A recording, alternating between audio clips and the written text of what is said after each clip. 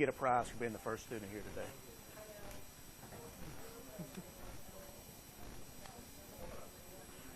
I had an extra copy, so, you know.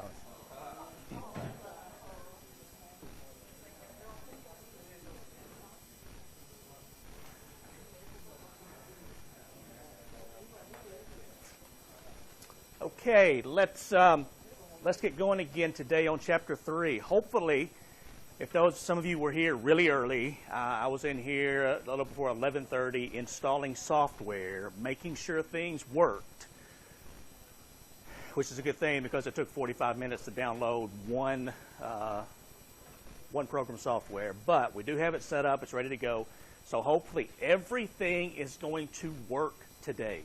This is going to be a smooth class. This is going to be a representation of how this is going to go for the rest of the semester. Because I'm tired of crap going wrong, okay? So we're doing good today. We're going to finish chapter 3 today. Also, you voted on Tuesday to have your first test 1 week from today, which will cover chapters 1 through 4. Is that right? 1 week from today? Do what? You voted for Thursday. Yeah. Yeah. It was pretty, whatever you voted for, it was pretty unanimous. Everybody's hand went up. That was Thursday, right? This past Tuesday, we voted for next Thursday. 1 week from Thursday. Yes. So 1 week from today will be your first test, chapters 1 through 4. Also, let me remind any of you who are interested, the meeting, the Student Advisory Board for the Financial Responsibility, they call it Free Financial Responsibility Empowers Everyone. That's today at 3:30 in the Barclay Room of the Curris Center. If I can, I'm making a presentation at 3 o'clock to a student group, but if I can be there, I'll be there, just be a little bit late. And again, let me remind you, this is not for people who are experts in finance. Okay, we're not going to ask you to get up in front of a group of people and make a finance presentation.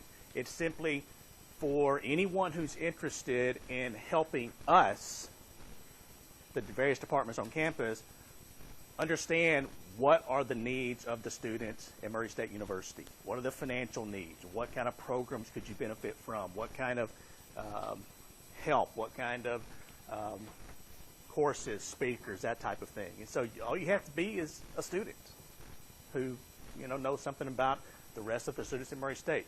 And again, this is not going to be an overwhelming amount of people. Last year we had, I think, 4 students helping us. Hopefully this year we'll have a few more. But it's not like you're going to walk into a classroom with 50 people there. Okay, it's just a small group, but we could use your help. So if anybody's interested, 3:30. What else? Other announcements. Oh, one other announcement. And I'll get this out to you hopefully this afternoon or tomorrow. I received an email yesterday from the FDIC and the Federal Deposit Insurance Corporation. They have an internship program each summer where they hire, and typically we've been really successful at getting some of our students. Last year, for example, we had 2 of our finance majors intern at the FDIC. One in Mount Vernon at their field office in Mount Vernon. One was in Knoxville, Tennessee. And they really like our students.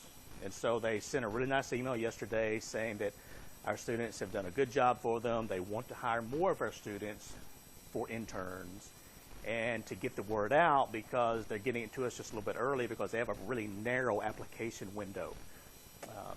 And so it's going to close, I think, sometime the first week of October. Now, this year, they've expanded the program. They've got one internship that is for a junior going into their senior year. They've got another internship program that is for sophomores and I think maybe even freshmen who can stay, I think it's mainly sophomores, who can stay two summers with the FDIC. Now, again, these pay really well. They're not your, $8 per hour, $9 per hour, $10 per hour jobs. They pay really well. You get really real-world applications, real-world experience. The student who worked in Mount Vernon, and I learned a little bit from each one of these, she went down there thinking, okay, I'm in Mount Vernon, I'm going to need an apartment for the summer. So she rented an apartment in Mount Vernon, and she was in her apartment for 1 week during the summer. She was in hotels traveling with the FDIC the rest of the summer. So she told me, if anybody gets an internship, I can't tell you about other offices, but at the FDIC office in Mount Vernon, you probably don't need to rent an apartment because they're going to be paying for you to stay in the various hotels. So again, really, really good information. Both of those students actually had job offers waiting for them the first week of classes, and they're seniors this year. They're graduating in May. So that's pretty nice. You can walk into your senior year with a job offer of around $50,000 plus, and you just have to finish out your senior year. Pretty nice situation. And I'll get that information out to you. So if you are interested, again, let me know. It could apply for grad students also. Yes, it could. Okay, so Chapter 3, financial ratios. We've been going through the different categories. Again, we're just kind of working your way through this. I wish there was a more exciting way. I wish I could just stand up here and just lecture this into you of how to calculate financial ratios, but it doesn't really work that way. You just have to work through them. And so we've worked our way down to the debt ratios. Now, again, this is in your book on page 60 and 63, I think it is, the income statement and the balance sheet that we're using for the year 2012. And if anyone needs a calculator, I've got some, anybody need one? I've got some spare calculators up here. Anybody want to borrow one? It's okay. You can raise your hand. Everybody came prepared with a calculator? I'm really impressed. Okay, good. Did I see a hand? No? No hand? Okay. Now, we are down to debt ratios, and debt ratios are really important for corporations as well as you personally. Debt simply means you have borrowed money. So you borrowed money from a bank, you borrowed money from, or through the process of issuing bonds. And of course, when you borrow money, you have to pay interest to use somebody else's money. And so it says here, the greater the debt level, the greater the financial leverage, and we're starting out, before we get into the ratios, with the simple question of what is financial leverage. So can anybody give me a simple definition of financial leverage?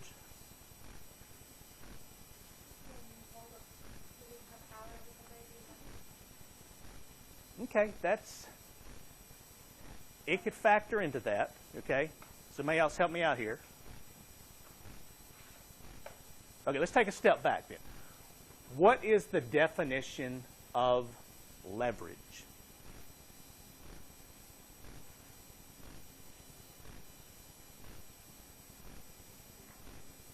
Nobody's ever taken physics?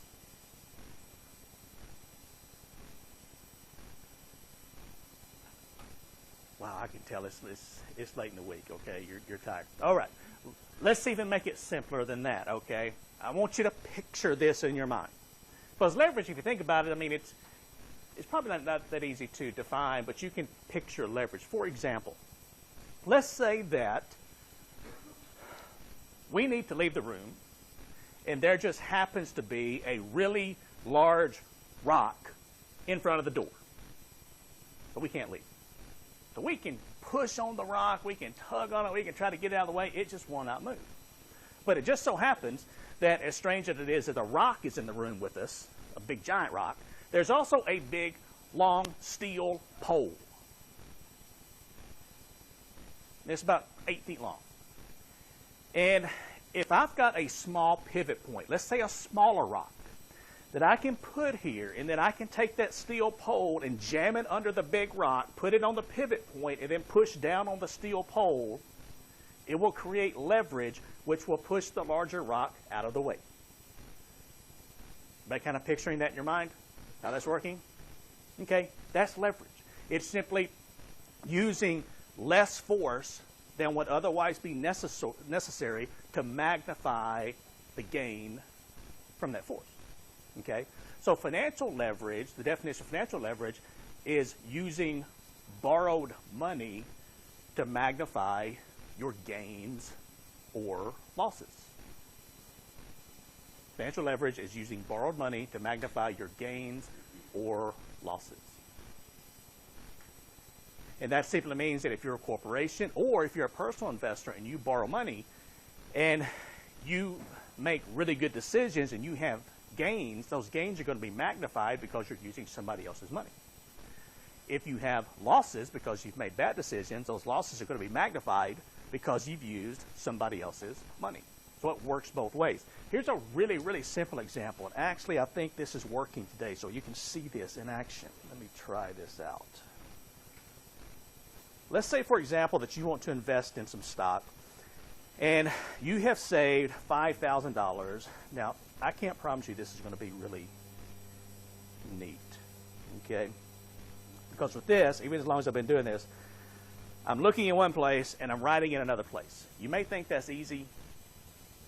For me, it's not, okay? So just kind of try to keep up with my handwriting here. But let's say that you have $5,000 of your own money, but you want to purchase $10,000 worth of stock. So you need to borrow $5,000.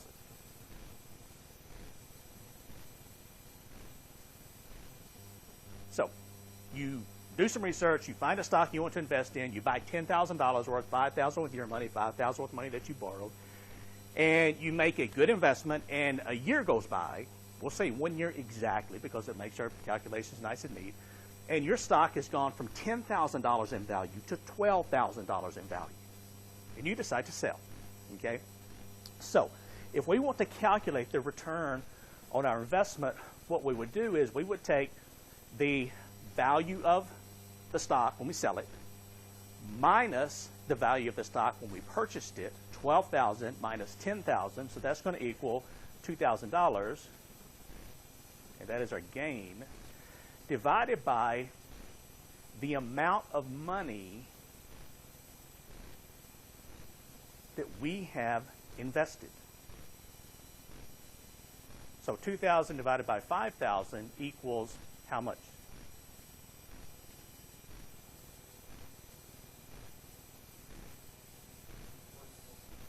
Okay, so 0.4 or a 40% gain. So that is using borrowed money in terms of helping your return. Now let's say, for example, you do the same thing, but you didn't borrow any money. You just put in all $10,000 of your own money, but the same thing happened. You bought $10,000 worth of stock with your own money. It went to $12,000. You sold it a year later. Your return in that case would be the $2,000 that you made divided by your investment, which in this case you put in all of your money, which is $10,000, and so your return now would just be 20% or 0.2. So because you've borrowed the money in this example, you've magnified your return, so instead of earning 20% on your investment, you've earned 40%. Now the thing is, it works the opposite direction. So if you bought the stock and it went down in value, and you had borrowed the money, then you're going to have a much larger negative return or loss than you would if you had put in all of your own money. Does that kind of make sense, how this financial leverage works?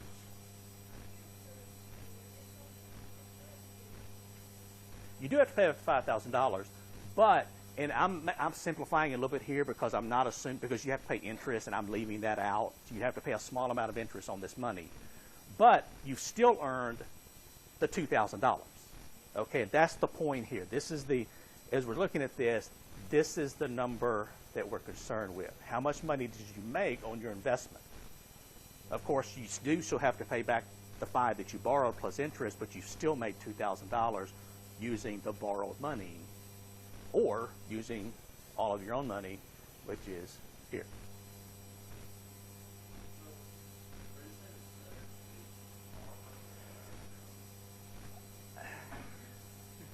No. Okay, the question is it better to borrow money than to invest your own? The answer is not unless you have some experience investing. Okay? That's a really good question because if you open up a trading account, we'll talk about how to open up a trading account in chapter 7, and we'll actually go through how you would do that. You can have what's called a margin account. And a margin account means if you want to buy stock, you have some of your money invested in your account, but also you borrow money from the brokerage with which you're dealing. So I deal with Scottrade, so if I wanted to go through my margin account, I would borrow money from Scottrade. And you can use that, just like we're seeing here, to magnify your returns if you make good investments. The problem is, if I borrowed this, let's say I borrowed $5,000 from Scottrade, I bought stock for $10,000, it went down to $8,000 in value, and I sold it a year later. I've lost $2,000, but I still have to pay Scottrade the entire $5,000 plus interest. So using margin account can help you, but it can also cost you a lot of money. They have what's called margin calls, which means that if the stock starts going down in value, they may call you and say, hey, because the stock is actually the security for your loan. So if you don't pay it back, they're going to take the stock, sell it, and then whatever they don't get paid back, they're going to sue you for the rest of it. And so if it starts going down in value, they're going to call you and say, hey, we need you to put in an additional $2,000 into your margin account to bring it back up to where it should be. And a lot of times, if you don't have that money, then they're going to just forcefully sell your stock, whether you want them to or not. So my answer is, you can borrow money. There's nothing wrong with that, but you have to be careful doing that because you can get yourself into some trouble. And it's the same way with corporations. They do the same thing. All right, now, when it comes to... Well, the thing is, they typically won't let you, at least with your trading accounts, they won't let you borrow the entire amount. You have to have some of your money invested in a stock. Now, in this example, if you borrow the entire $10,000, again, you're taking a pretty big risk. But are you asking about what's...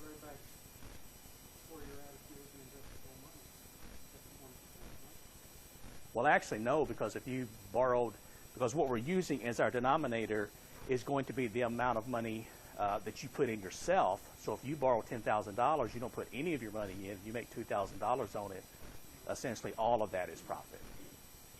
Yeah, all of that is your return. Because here we're using just how much of your money that you put in. I had somebody tell me one time, a business person who was really successful, and he said, this is in business terms, okay? He said, never spend your money if you can spend somebody else's money. Now, I'm not going to tell you that's something that you, if you're in business, that you need to go by or not. You have to make your own decisions. I will tell you that from a personal aspect, I don't like large amounts of debt.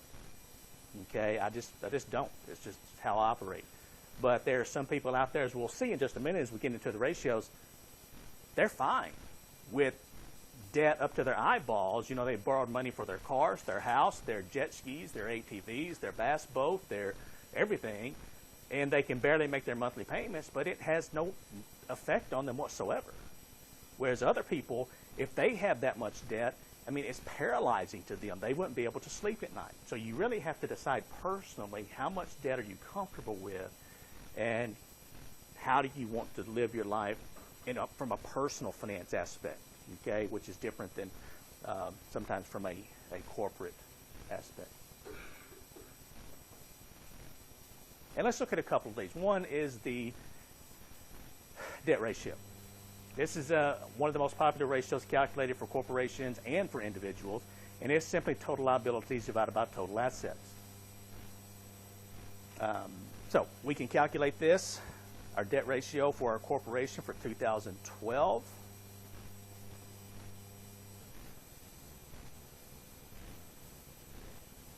So total liabilities for 2012 are how much?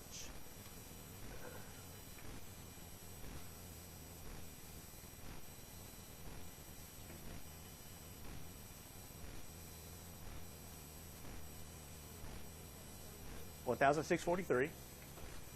Found where we are here. $1,643. Divided by total assets for 2012 of how much?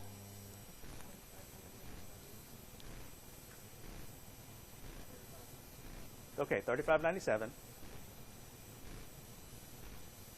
So 1643 divided by 3,597 equals how much?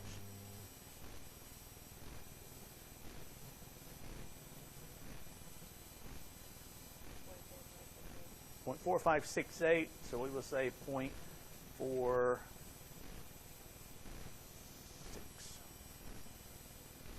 or 46%, or 46 cents per $1 of assets. So this company's debt ratio, we can look at a few different ways. One, we can say they simply have a debt ratio of 46%. Or another way of looking at it is, if you go back and take a look at what goes into the ratio, total liabilities divided by total assets, this company has borrowed 46 cents for every $1 of assets that it has.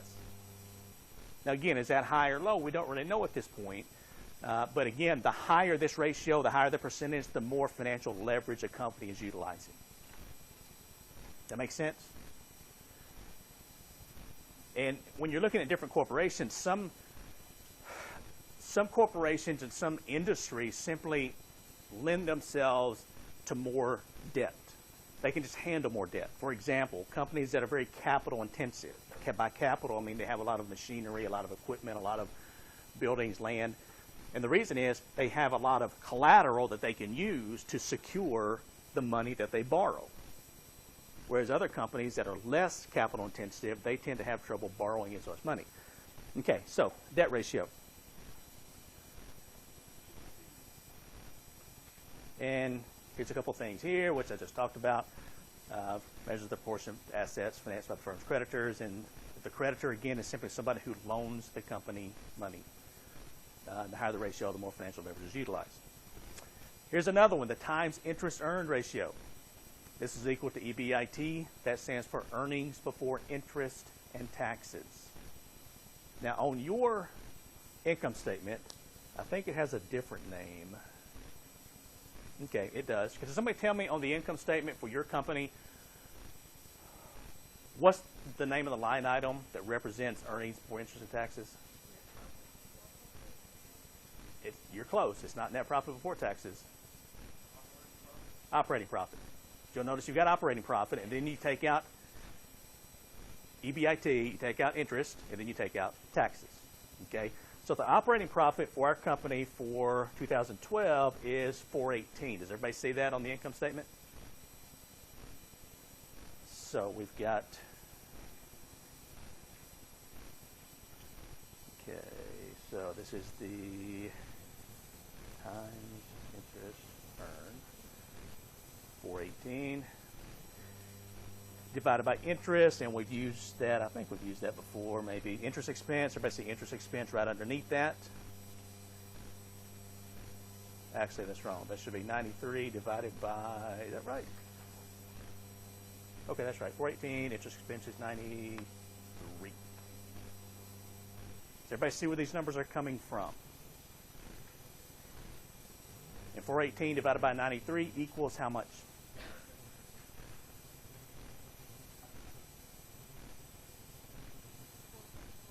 $4.49.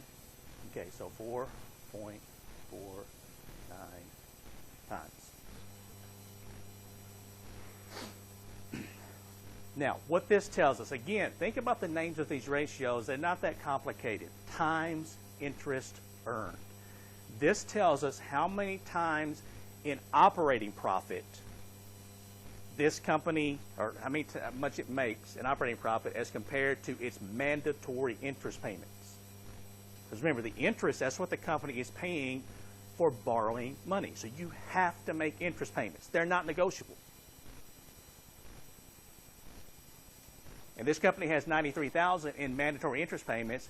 It has $418 in operating profit, so it's making 4.49 times as much in operating profits as it has in mandatory interest payments. So essentially what this does, this gives us a measure, I don't know where that line came from, this gives us a measure of the cushion that the company has in terms of, okay, we have to make those $93,000 in payments. How much cushion do we have if we have some unexpected expenses, if our revenues are down? And this company has 4.49 times that much. Now, this is similar to what some of you are going to face when you graduate from college.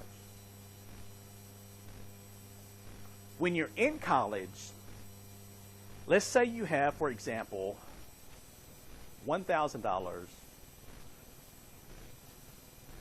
in monthly expenses. I'm just using nice round numbers, $1,000. And you work part-time, you're getting some scholarships, maybe you get some student loans or whatever, but you have exactly $1,000 of income flowing in each month. So you've got income of $1,000.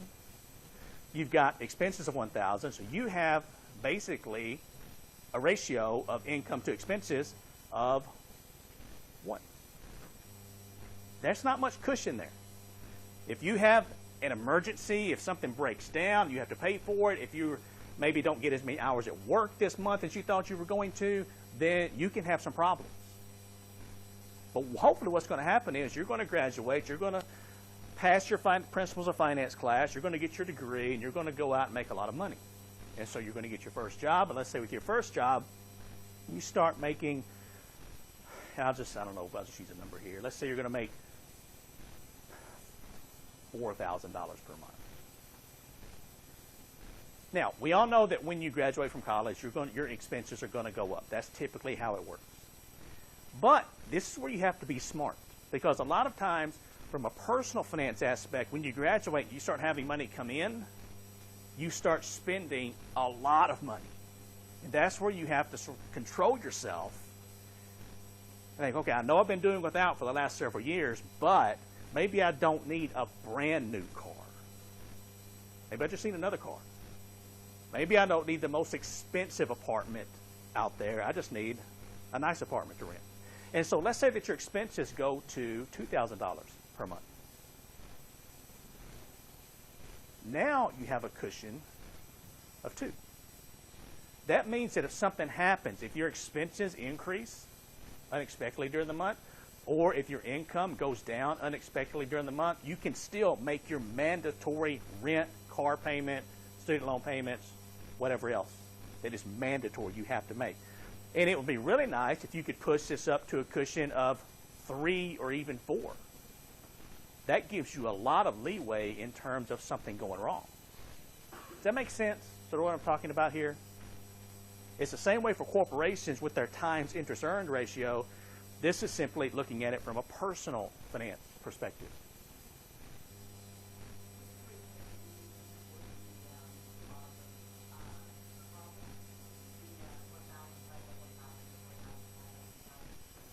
This was your monthly expenses, personal expenses, and this is your monthly income.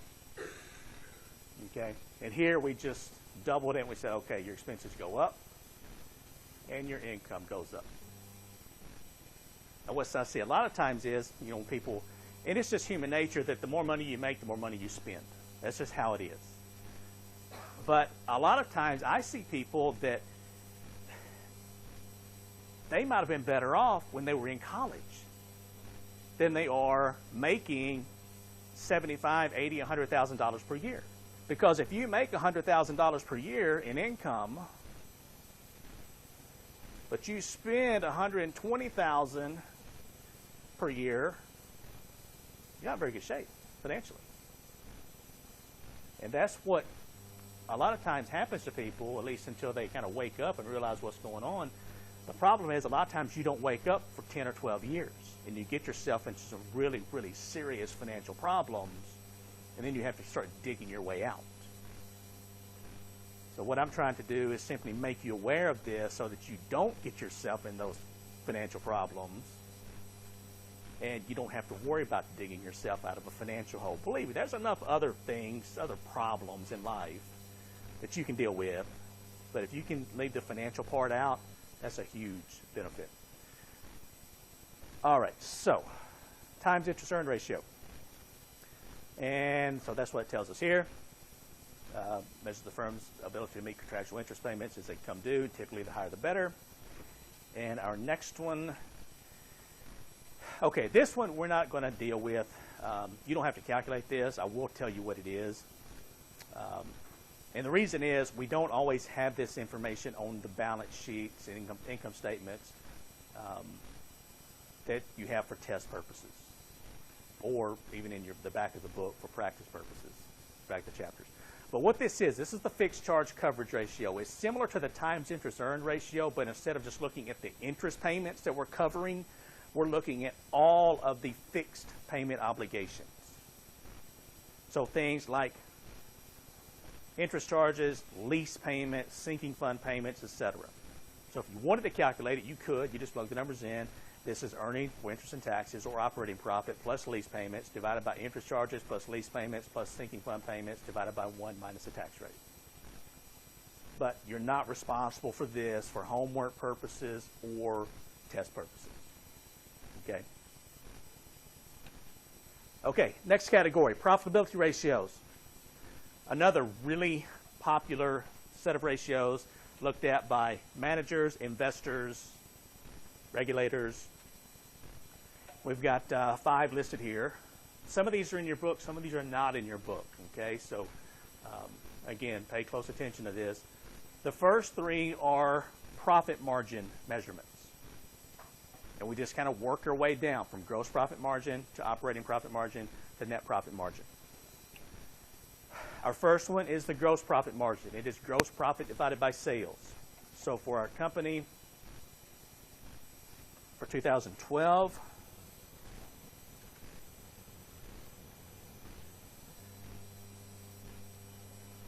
our gross profits are how much? $986 divided by total sales of how much?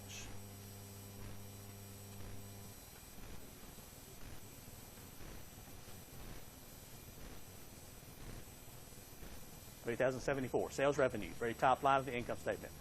So 986 divided by 3,074 equals point what? How much?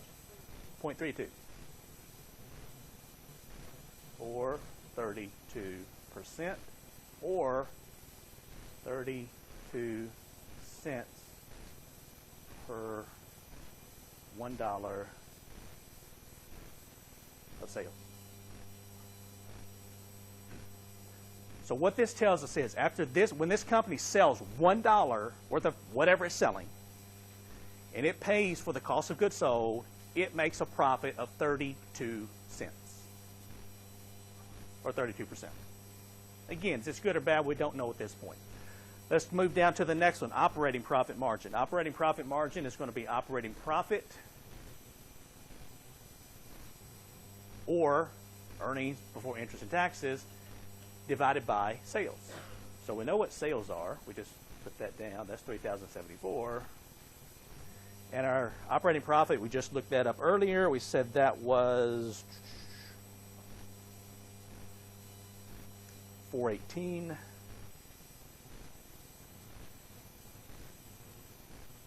So 418 divided by 3,074 equals how much?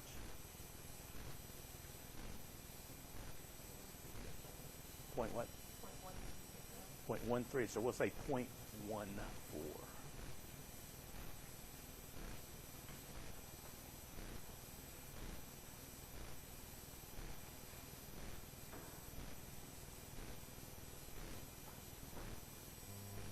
Okay, so when this company, now we're simply moving down the income statement. When this company sells $1 worth of items, and it pays for its cost of goods sold, and it pays for its operating expenses, pays its employees, pays all the other operating expenses, pays the electric bill, the water bill, whatever, it's making a profit of 14 cents for every dollar. Again, good or bad, we don't really know. It's going to depend a lot on the industry.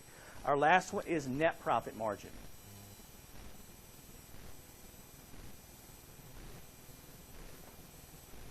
Net profit margin is going to be equal to, and I'll explain this in a minute, but this is going to be equal to earnings available to common stockholders divided by total sales. So earnings available to common stockholders is 221.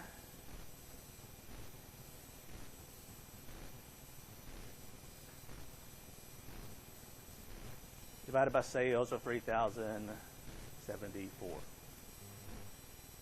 Well, 221 divided by 3,074 equals how much? How much? 0.07? 0.07 or 7% or 7 cents per $1 of sales. And what this tells us is, this tells us how much does a company make per dollar of sales after it's paid for all of its expenses. It makes 7 cents. Now, is that a lot? Well, it really depends.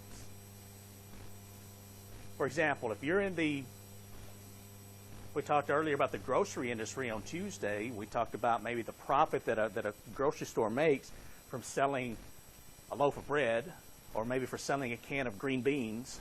You think green beans are high profit items? No. Okay.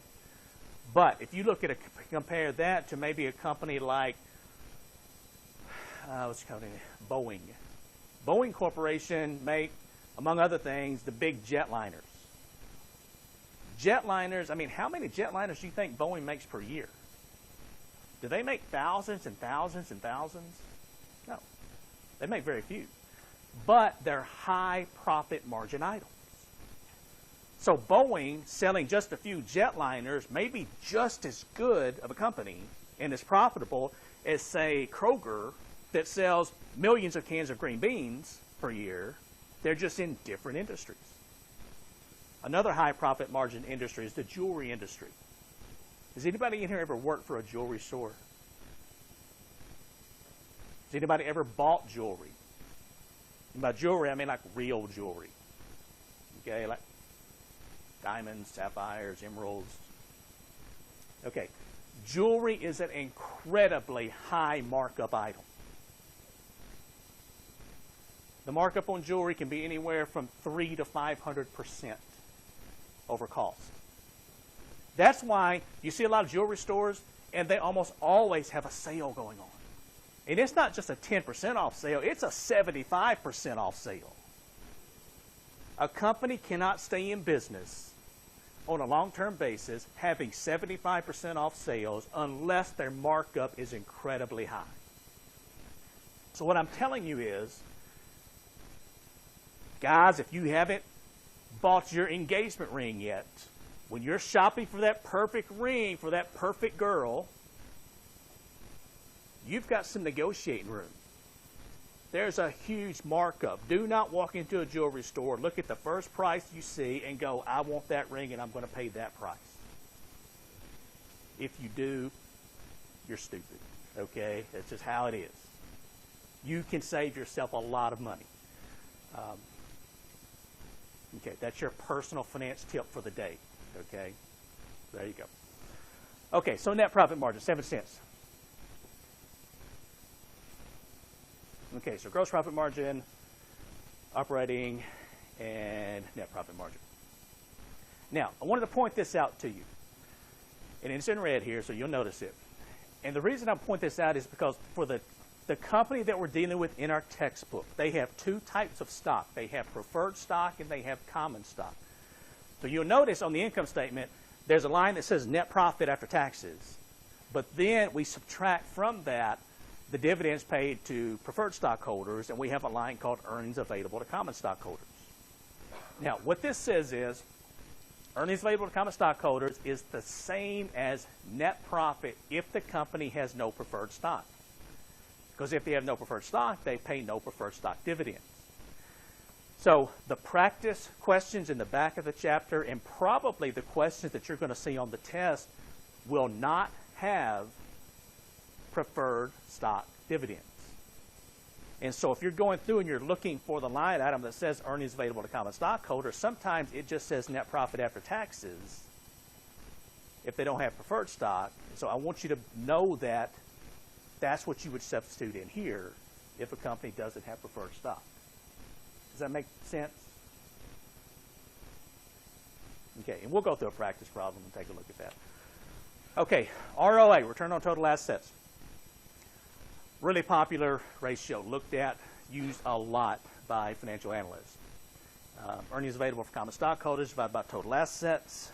So in this case, ROA is 221 divided by total assets of 3597. So this equals how much? 0.06. Okay, so 0.0646%. This company has an ROA of 6%. For some industries, that's terrible. For other industries, that's pretty darn good. For some industries, that's unattainable. They cannot reach an ROA of 6%. I'll give you an example. The banking industry. You may know what an average bank's ROA is, return on assets? And it varies from year to year. But you know what would be considered a good ROA for a bank?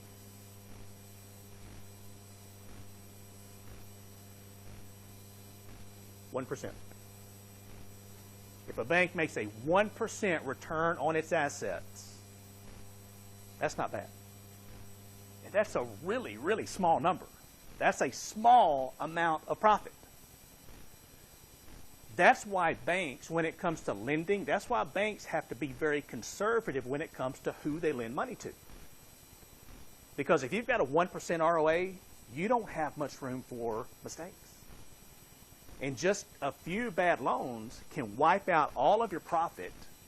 And then from a bank's standpoint, they have profit, then they have an account called allowance for loan and lease losses. So that's money they've had set aside for bad loans. You can then wipe that account out, and then you're into your capital. You start subtracting from capital. And that's one of the first things regulators look at when it comes to the safety and soundness of a bank is how much capital do they have. And once that capital erodes below a certain percentage, that's when banks are closed down. So from 2008 to 2014, we had in the United States alone over 500 banks fail, go out of business, mostly because of low capital positions due to making bad loans. 500 banks. You know how many banks we had fail in the previous 5 years? Something like 10. So we go from 10 to 500. You know things are bad financially. And it's not just, it was just a lot of stupid decisions on the part of bankers, typically on the East Coast and the West Coast and the Southern Coast. And then in areas like Las Vegas and some of the Arizona regions. Okay, typically in the middle part of the country, our bankers did a really good job of maintaining good loan standards, making smart loans, and you didn't see near as many banks fail in the middle of the country as you did in the really booming areas. Okay, so ROE, and then the next one is ROA, next one is ROE, return on equity. And so this is going to be earnings available to common stockholders divided by stockholders' equity. And so we can see at the bottom of our balance sheet, that is going to be 1954. Well, actually, let me take that back. It's going to be 1954 minus 200. The 1954 is total stockholders' equity. The 200 is preferred stockholders' equity.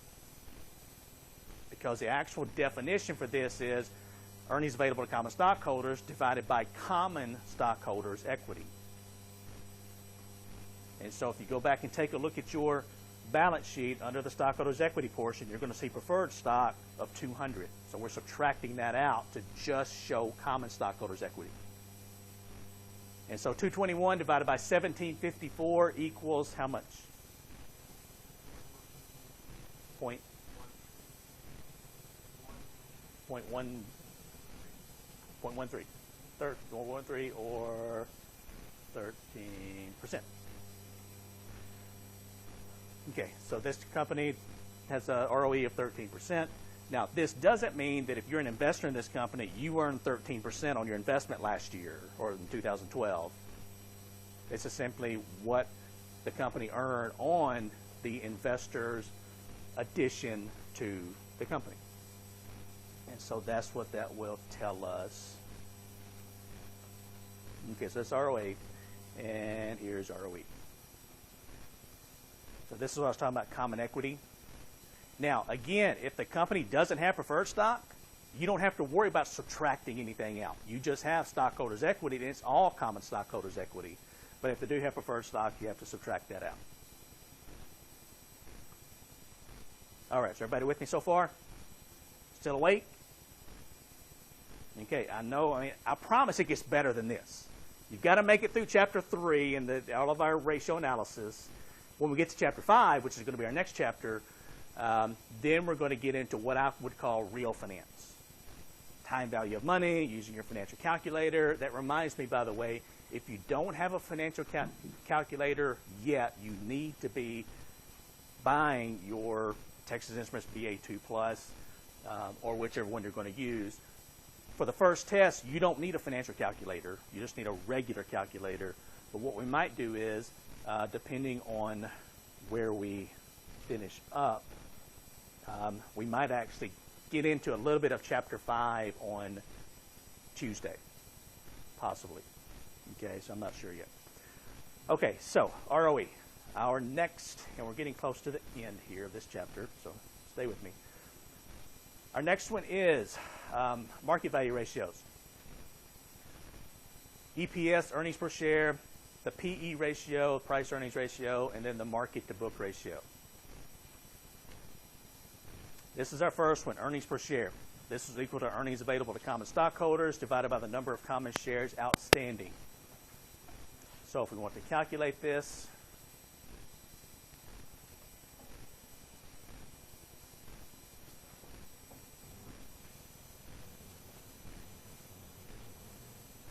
we said earnings available to common stockholders is 221 divided by the number of common shares outstanding. Now it will tell you on your balance sheet how many shares of common stock are currently outstanding in 2012 and how many shares are out.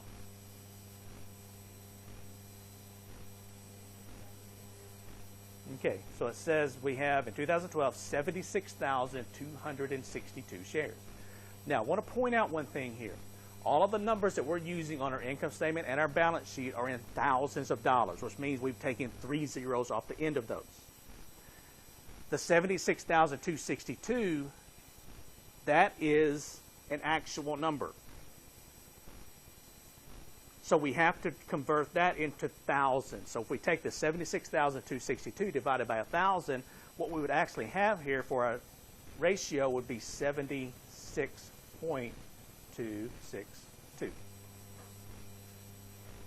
That makes sense why we're using that number? Because everything is in thousands. So this is 221, wherever I'm at here. This is 221,000. So we have to convert this to the same increments. So 221 divided by 76.262 equals how much? 2.9. So 2.9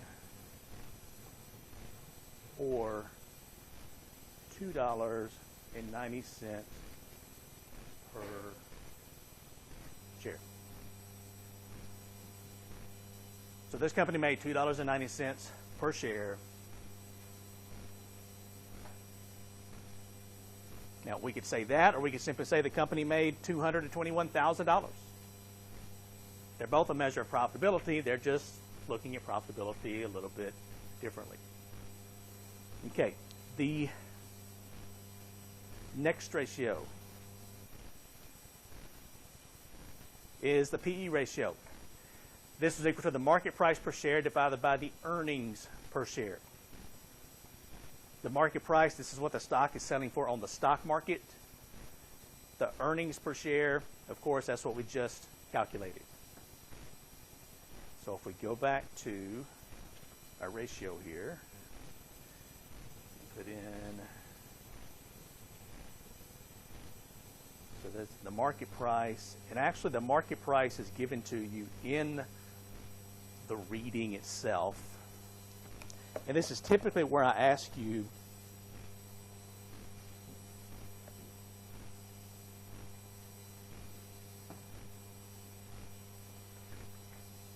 I asked how many people have read this chapter.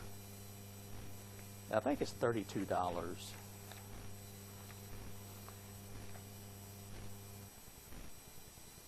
I believe $32.25.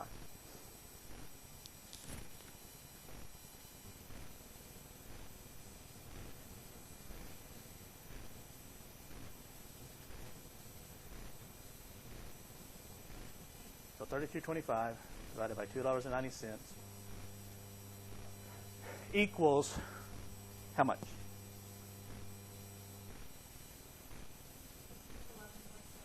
11.12. So 11.12.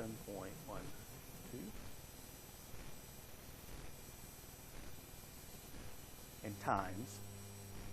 Or another way of looking at this is $11.12 per $1 of historical earnings. So what this tells us is, now this is a really important ratio because this helps us to determine how expensive a stock is. The problem with stocks is there's different prices. There's lots of different prices out there. For example, you can find stocks selling for 2 cents per share, 3 cents per share, 10 cents per share, $1, $2, $3. There are some stocks selling for $1,000 per share, $2,000 per share, even in excess of $100,000 per share of stock. And the problem is when you look at the price, how do you determine is that a good price or not? Is that expensive or not? For example, if I walk into a clothing store and I see a table here with T-shirts on it, just plain white T-shirts, and it said there's a sign on the table that says T-shirts $100 each, I know pretty quickly those are pretty damn expensive T-shirts, okay? But if I see a share of stock that's selling for $1,000 per share versus one that's selling for $8 per share, you don't know which one's more expensive because there's so many different variables. This is what helps us with this. What this says is, for this example, if you buy this stock for $32.25 per share and it earned $2.90 per share, you are paying $11.12 per $1 of earnings. And the higher the PE ratio, the more you're willing to pay for $1 of historical earnings.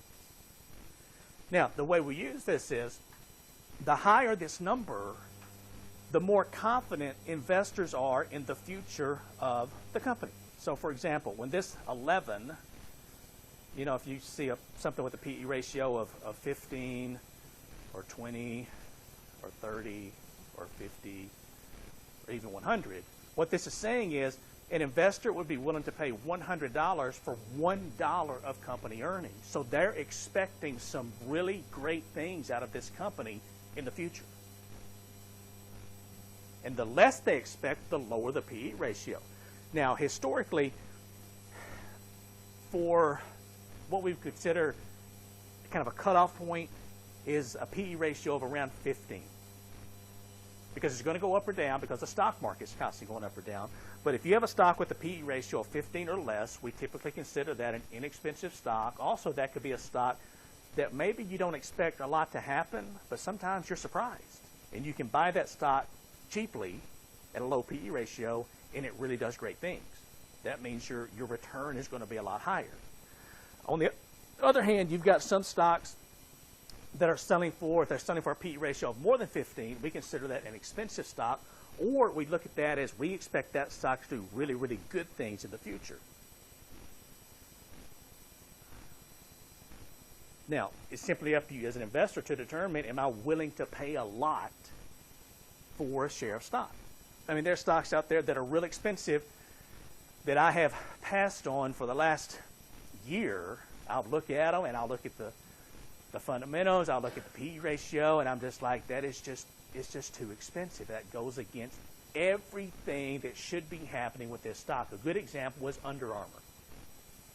Under Armour stock has exploded in the last couple of years. Well, it's exploded since it went public. The last couple of years, have been really good. And I've been looking at the stock probably for 2 years. And it is selling at a P/E ratio so high I cannot talk myself into buying it. But if I had bought it 2 years ago, I would have made a really nice return of around 45 to 50% on my investment. The problem is, at some point in time, I'm thinking somebody's going to decide, hey, this is too expensive, and the sell-off is going to start. And when the sell-off starts, what happens is the market price here starts going down, and the P/E ratio right now is so high that really the earnings can never catch up. And so when people finally realize that, you're going to see the price start dropping. But I don't want to be the one buying at the last minute when the price starts falling. Okay? It almost always happens that way. Whenever we have a financial crash, financial market crash, it's typically when people realize, hey, the market's at a high point, it's at a bubble, they start selling, and the people who are hurt the most are the ones who get in last at the highest prices. So that's just an example. And again, in Chapter 7, we'll look at some things. We can pull up Under Armour stock, and we can look at his P/E ratio. I mean, that's on every, if you go to Yahoo Finance and type in UA, you'll see Under Armour, and you can see his P/E ratio, and it's probably selling at a P/E ratio of probably around 70, something like that. I haven't looked at it in the last couple of weeks, but investors are willing to pay $70+ for $1 of company earnings. Yeah, that's hard for a company to live up to. Now, it wasn't unusual, most of you don't remember this, but back in the technology bubble back in the late 1990s, it wasn't unusual for some technology stocks. This is when the internet was just first exploding. Some technology stocks were selling at P/E ratios of up to 500. That means investors, really stupid investors, were paying $500 for $1 of company earnings. As a matter of fact, if you looked at the P/E ratio for a lot of companies, it would simply say NA. And it would say NA because to calculate the P/E ratio, you have to have a price, which they had, but you have to have earnings. And those companies had not even made a profit yet. And people were paying these huge prices thinking the internet, every company on the internet is going to be the next Google, Apple, etc. And 90% of those companies failed. And people lost a ton of money in that meltdown. And they also learned a lot about investing, and kind of once you get too far away from core investing policies and core investing values, you can really get hurt eventually. Okay, so P/E ratio. And the last one is the market to book ratio. It's the market price per share, which we've calculated. That we know that's given to you. Book value, that's what the company is worth per share on its balance sheet. And so that's going to be common stock equity divided by the number of common shares outstanding. So we can calculate this.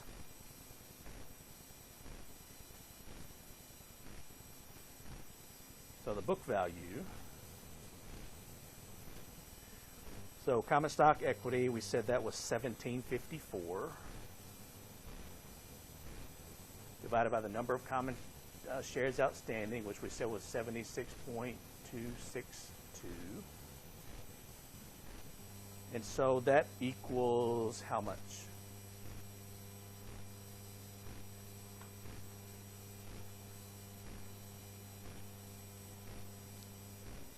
$23? Is that right? $23? Okay, so the market to book ratio is equal to the $32.25 that the stock is selling for on the stock market. And remember, this is going to be given to you, this $32.25, divided by the $23 that we just calculated. And so this equals what, 1 point something, 1.4? 1.40. And And what this tells us is that this stock is currently selling for 1.4 times as much on the open stock market as it's worth on the balance sheet. Now, what happens is the higher this number, again, the more confidence investors have in the future of this stock. The more they're willing to pay, because what essentially this is a premium to what the stock is worth on the balance sheet. This is saying if we essentially take this company's assets, pay off all its, sell its assets, pay off all its debt, you're going to get $23 per share. Whereas the stock on the market is selling for $32.25. So the further this gets away from the book value, the more confidence investors have in the future of this company's stock and its performance. The problem is whenever this starts getting lower, when it starts getting close to 1 or even less than 1, this is when companies become targets for takeovers. We talked about that, I think, in Chapter 1. We talked about the agency theory. And we said a company could be the target of a takeover attempt. Well, if a company is worth, let's say its market-to-book ratio is 0.85, then at least theoretically I could buy this company, take it apart, sell it, and make a profit. Because I could buy it for 85 cents on the dollar. And then if I could sell it for its full book value, I'm going to make 15 cents per dollar on this company. So that's why managers, they don't like this number to get even close to 1. Because when they do, they become a takeover target, and they typically lose their jobs in those situations. Okay, so the market-to-book ratio. Now, this is, and I realize this is hard to see, but this is in your textbook. And what you see here are all of the ratios that we just calculated. So these are, it's only actually on 1 page in your book, I think, maybe 2. Maybe it's on 2 pages. So you've got the different ratios, the different categories, the different ratios. You've got the formulas for each ratio. You'll see here you've got the 2012 numbers. So you could go back and compare these with what we just calculated. You've also got 2010, 2011 numbers. This allows for a time series comparison. You've got industry averages, which will allow for a cross-sectional analysis. And then you've got some comments here. And this is essentially how you analyze a company's financial statements. You simply take a look at the numbers, and you'll notice, looking at the cross-sectional analysis, time series, overall, there's just some general comments. You know, the current ratio is okay. The inventory turnover ratio is pretty good. This is not an exact science. You know, I won't say that if a number is so many, 20 basis points away from the industry average, it's good or bad. It's just sort of an acquired knowledge of when something looks good or something looks bad. So if we're going down and taking a look at this company's ratios, and we'll look at all of them, do you see any that kind of jump out at you and say, maybe this company's having a problem somewhere?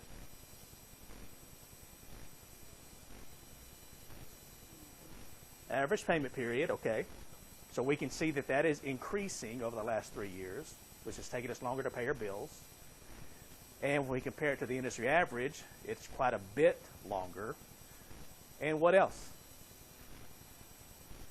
What about the average collection period? It's getting worse too. How long it's taking us to collect money owed to us. So notice it's getting longer, and compared to the industry average, it's not very good. Now, this is where I want to point out something. If I'm looking at this company, let's say I'm the president of this company, I'm looking through my ratios for the month or for the year or whatever, and I see this. A lot of times in business, what we want to do is we want to initially, right from the start, go to the most complicated, expensive solution to the problem.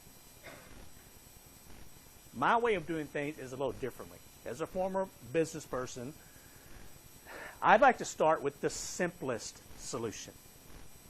Then if we want to go from there to something more complicated, that's fine. We can do that. So if I'm looking at this, what I might do is simply, I'm looking at this going, okay, if we're not collecting money that's owed to us, then how can we pay our bills? Because we have to have money coming into our firm before we can pay what we owe. So to solve this problem, I might simply walk down to my collections department and have a nice heart-to-heart talk with the manager of my collections department to find out why this average collection period keeps getting longer and longer and longer. Maybe we don't have enough employees.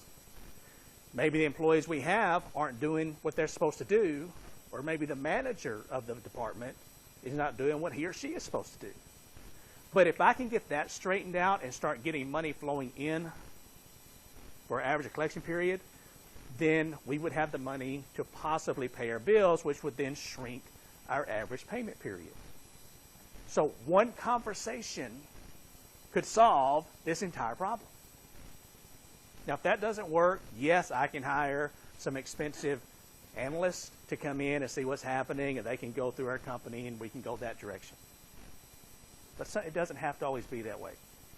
Okay? It can be a really, really simple solution to the problem. But that's essentially what financial statement analysis is. The DuPont equation, you'll see something about this. Basically, this is all I want you to know about the DuPont equation. It gets a lot more complicated. We're not going to cover that in this class. Know these two things about the DuPont equation. One, it merges the income statement and balance sheet into two summary measures of profitability, ROA and ROE. And the other is it proves useful for quick estimates, of the impact that operating changes have on returns. That's all there is to it. And that is chapter 3. So, are there any questions about chapter 3?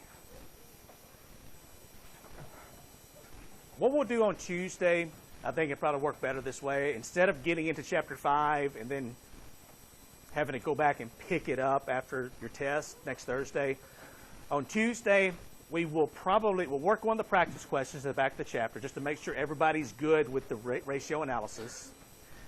We can review for the test. We can look at some of the practice questions if you want to, if you have questions about that. Anything else you want to talk about, we can do that on Tuesday. Remember, your test is next Thursday. All right. So any questions? All right. Have a safe weekend. Have a good weekend. I will see you back here on Tuesday.